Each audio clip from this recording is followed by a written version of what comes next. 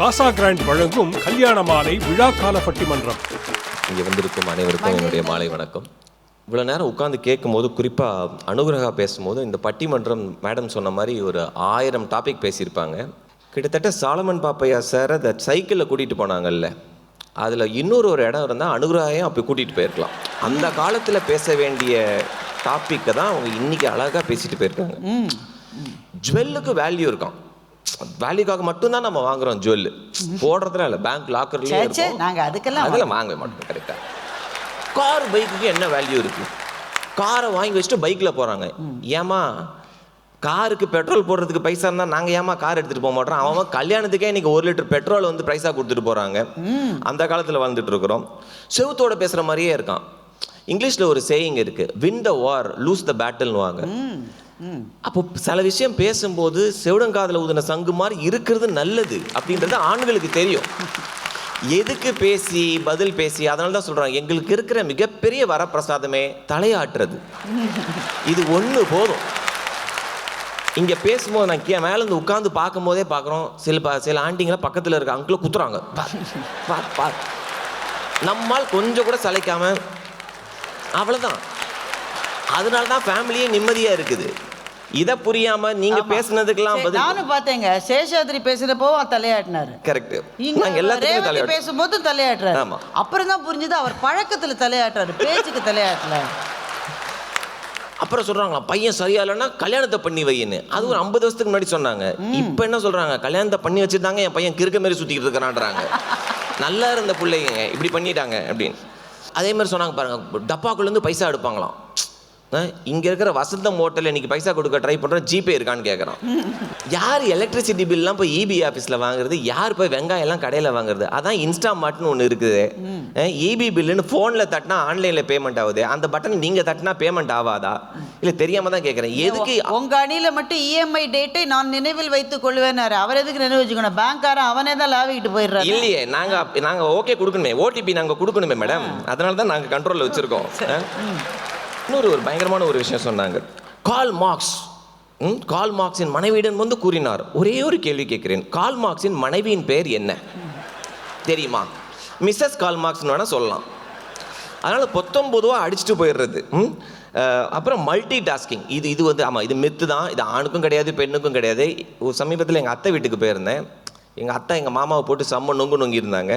போகும்போதே தெரிஞ்சது, மாமா அந்த ஓட்ட பனியன் போட்டு ஏன்னு உட்காந்துருந்தார். அத்தை கிச்சனில் அன்றைக்கி அத்தையோட பையனுக்கு பர்த்டே அப்படின்னு பாயாசம் செஞ்சிட்ருக்காங்க. நான் போய் கிச்சனில் மேடை ஏறி உட்காந்துட்டேன். மல்டி டாஸ்கிங் பாருங்கள். பாயாசம் அங்கே இருந்துச்சு, கீழே கூட்டி பெருக்கிட்டே இருந்தாங்க. அந்த திராட்சை பழத்தையும் முந்திரி பருப்பையும் எண்ணெயில் வறுத்து வச்சுருந்தாங்க. என்ன நினச்சாங்கன்னு தெரியல, அப்படியே பெருக்கிட்டு அந்த பெருக்கின குப்பையை கொண்டு போய் பாயாசத்தில் போட்டாங்க. முந்திரி பருப்பையும் அந்த பாயாசம் மிக சுவையாக இருந்திருக்குமே. அதை போட்ட அப்புறம் தான் சொன்னேன், அத்தை என்ன அத்தை பண்ணீங்க அப்படின்னு. அதுதான் மல்டி டாஸ்கிங். அப்புறம் ஒன்றுன்னு சொன்னாங்க, ஃப்ரெண்ட்ஸு வந்து திடீர்னு ஃபோன் பண்ணி சொல்லிவிடுவாங்களாம் ஒய்ஃப் கிட்ட, வீட்டிலேருந்து ஆளுங்க கூட்டிகிட்டு வரேன்னு. அதெல்லாம் அந்த காலம். இப்போது ஹைதராபாத்தில் நான் இப்போ ஒரு புதுசாக ஒரு ரோல் எடுத்தேன் எங்கள் ஆஃபீஸில். என்னோடய டீம் மெம்பர், பாஸ் வீட்டுக்கு போகலாம் பாஸ் டின்னருக்கு அப்படின்னா. நான் சொன்னேன் இல்லைடா வேணாடான்னு. இல்லை நான் ஃபோன் பண்ணி சொல்கிறேன்னு அதே மாதிரி ஃபோன் பண்ணி சொன்னான். இப்போ சில இடத்துலலாம் அந்த சைடு பேசுறது நீங்கள் ஸ்பீக்கரில் கேட்கணும்னு அவசியம் கிடையாது, அதுவே வெளியில் கேட்கும். அந்த பொண்ணு தெளிவாக சொல்லுது, இந்த பார் என்னாலாம் சமைக்க முடியாது, வரும்போது வேணா நீயே எதாவது வாங்கிட்டு வா அப்படின்னு. உன் பாஸ் ஆச்சு, நீ ஆச்சு, வீட்டுக்கு வந்தியோ அதெல்லாம் சொல்லிச்சு. இல்லை அவ்வளோ கேவலமாக திட்டல. இப்போ நானும் அவங்ககிட்ட சொல்கிறேன், டேய் வேணாண்டா போன. இல்லை பாஸ் நீங்கள் வாங்க அப்படின்ட்டு போகும்போது என்னையே ஒரு கடையில் நிறுத்தி அவனே போய் பார்சல் வாங்கிட்டு வந்து அதுக்கப்புறம் உள்ளே கூப்பிட்டு போய், இதுக்கு பேர் தான் சமையல். அப்புறம் சாம்பார். ஏங்க சாம்பார் ஒரு பிரச்சனையாங்க? சாம்பாரில் நம்ம வீட்டிலலாம் சாம்பாரில் பாருங்கள், மேலே எடுத்தால் ரசம், நடுவில் எடுத்தால் சாம்பார், கீழே எடுத்தால் கூட்டு. இதில் 10 பேருக்கு என்ன, 12 பேருக்கு என்ன, எவ்வளோ பேருக்கு வேணால் செய்யலாம். கேர்ள்ஸுக்கு யார் இந்த தம்பி என்ன சொல்லுச்சு, அதை போட்டு இந்த அடி அடிக்கிறீங்க? கேர்ள்ஸுக்கு பேச தெரியாது நான் சொன்னாங்க, பெண்களுக்கு பேச தெரியாது நான் சொன்னாங்க. அவரே 160 நாள் அவரே 160 நாள் இந்த அடி வாங்கியிருக்காரு. அவர் சொன்னதெல்லாம் ஃபில்டரே இல்லாமல் பேசுகிறீங்கன்னு தான் சொல்கிறாங்க. அப்புறம் சொன்னாங்க, மீனாட்சி வலது காலை முன்னாடி வச்சுருக்காங்க, அது சாமி கரெக்டாக வச்சுருக்காங்க. வீட்டிலலாம் வலது காலை கூப்பிட்டோன்னு ஓடுறதுக்கு இல்லை, கூப்பிட்டோன்னு ஒரே எத்துறதுக்கு. நீங்கள் ஃபுட்பால் பிளேயர்லாம் பார்த்துருக்கீங்களா? இதெல்லாம் எந்த காலத்தில் இருக்கிறீங்க? ஏன் வாழ்க்கையில் உங்க வீட்டுல எல்லாம் காலா, சில வீட்டுல கை ரெடியா இல்லை, சில வீட்டில் இதெல்லாம் வரும், பறந்து வேற வரும். கோலம் மாதிரி இருந்தால் யார் பில்லி சூனியம் வச்சிருக்குன்னு சொல்ல போகிறது? கோலம் அலங்கோலமாக இருந்தால் அது பில்லி சூனியம் மாதிரி தான் இருக்கும். இப்போ நம்ம நேரம் இதுக்கு வந்துடுவோமே, ரொம்ப அன்ரியலிஸ்டிக் எக்ஸ்பெக்டேஷன். இப்போ மோகன் சார் இந்த அவர் மீது பொறுமை உலகத்தில் யாருக்குமே இருக்காது. அவன் கேட்குறவன் இதெல்லாம் நடக்காதுன்னு தெரிஞ்சும் அவனுக்காக ப்ரே பண்ணிட்டு, டேய் உனக்கு இது நடக்கட்டும்டா அப்படின்னு இன்னைக்கும் சொல்லிட்டு இருக்கிறார். நல்லா யோசிச்சு பாருங்க, எவ்வளவு பேர் பாதிக்கப்பட்டிருக்காங்கன்னு பார்த்தா எனக்கு பக்குங்குது. அந்த சித்தர் லிஸ்ட்ல அவரை சேருங்க ஃபர்ஸ்ட். அவர்தான் தலைமை சித்தர். ஒன்றும் இல்லைங்க, நீங்க ஏதாவது இப்போ கூகுள் பண்ணி girls expectations from marriage, boys expectation from மேரேஜ்னு போட்டு பாருங்க. கேர்ள்ஸ் எக்ஸ்பெக்டேஷன் அப்படின்னு போட்டிங்கன்னா என்னெல்லாம் வருது? ஹைலி எஜுகேட்டட், 27 வயசுல 2 லட்ச ரூபா சம்பளம் வாங்கணும், சொந்த வீடு இருக்கணும், இஎம்ஐ இருக்கக்கூடாது, ஒரே பையனா இருக்கணும், அப்பா அம்மா இருக்கு, அதுவும் இருக்கக்கூடாது மேடம், அது வேற, அது added preference, no in-laws, car இருக்கணும், ஹவுஸ் இருக்கணும், இஎம்ஐ இருக்கக்கூடாது. இதுக்கு பேங்க்ல போய் கொள்ள தான் அடிக்கணும். 27 வயசுல எங்கேருந்து 2 லட்ச ரூபா சம்பளம் வாங்குறது? பையனை கேட்டு பாருங்களேன், உனக்கு என்னடா வேணும்? பொண்ணு இருந்தா போதும் சார். இங்கிலீஷ்ல ஒரு ஃபார்வர்டு ஒன்று வந்துச்சு, there are only 1417 tigers in India. Even worse, இப்போ மேல் கொஞ்சம் கம்மியாயிடுச்சான், இவ்வளோ மேல் தான் இருக்காங்க. புலி அப்புறம் காப்பாற்றலாம், ஆண்களை முதல்ல காப்பாற்றுங்கன்றாங்க. நாங்கள் கேட்குறதுலாம் ஒரு பொண்ணு, அவ்வளோதானே. இத்தனை எக்ஸ்பெக்டேஷன். முன்னாடிலாம் சொன்னாங்க வரதட்சணை கொடுமை, மாப்பிள்ளை வீட்டிலேருந்து இதெல்லாம் எதிர்பார்க்குறாங்கன்னு. இப்போது பெண் வீட்டுக்காரங்க தான் அந்த வீட்டு பொண்ணு பார்த்தே பயப்படுறாங்க. ஏன்னா பையன் வீட்டில் வைக்கிற டிமாண்டோட நம்ம பொண்ணு அதிகமாக வைக்குது. எனக்கு இதை செய், அதை செய். அப்புறம் இந்த மேரேஜ் அட்ராசிட்டிஸ்லாம் பாருங்கள். முன்னாடி கல்யாணம் நடந்தது, ஒரு மேக்கப் காஸ்ட் 1 லட்சமா, சாரி கட்டுறதுக்கு அதுக்கு ஒரு எக்ஸ்பர்ட், ஆனால் அது பார்த்தா ஆண். அதான் கொடுமை. அவன் ஒருத்தன் ஃப்ரில்ஸ் எல்லாம் வச்சு சுற்றிக்கிட்டு இருக்கிறான், சாரி கட்டி விடுறதுக்கு 20,000 ரூபா வாங்குறான். அவன் மேந்திக்கு ஒரு காஸ்ட். எந்த கல்யாணத்துலையாவது பையன் டான்ஸ் ஆடிட்டு வந்து பார்த்துருக்கீங்களா? பொண்ணு டான்ஸ் ஆடிட்டு வருது, அதுக்கு என்ன அர்த்தம் தெரியுமா? அவனை நீ காலிடி பாடி பம்பர கட்ட மண்டையா அந்த மாதிரி. மேடம் லேட்டஸ்ட் அப்டேட் வரைக்கும் இருக்கிறாங்க. கல்யாணத்துக்கு ஃபோட்டோ எடுக்கலாம், pre wedding shoot, post wedding shoot.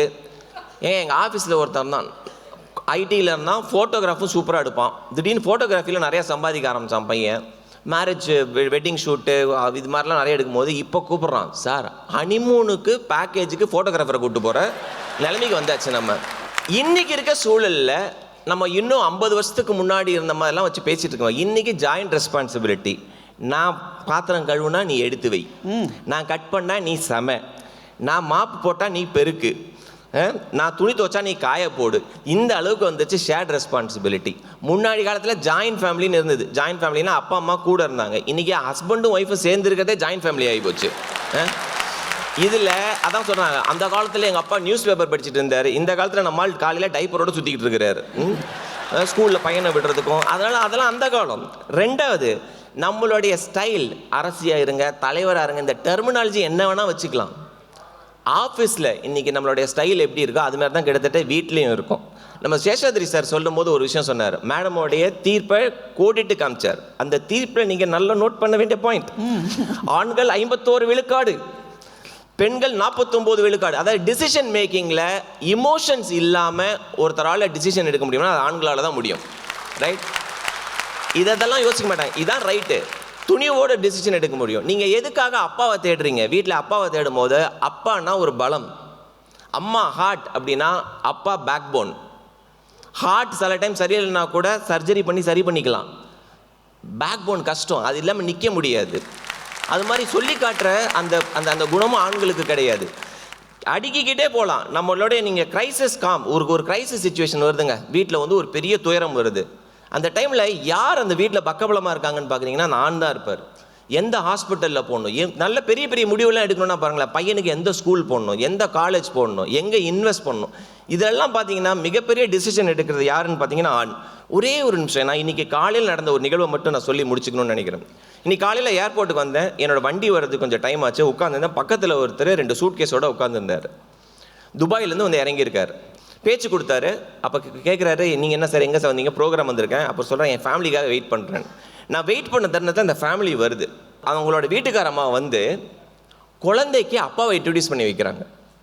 இதான் உன் அப்பா, அப்பாவுக்கு ஒரு முத்தா கொடு, அப்பாவை கட்டிப்பிடி அப்படின்ட்டு. அந்த குழந்தைக்கு 2 வயசு.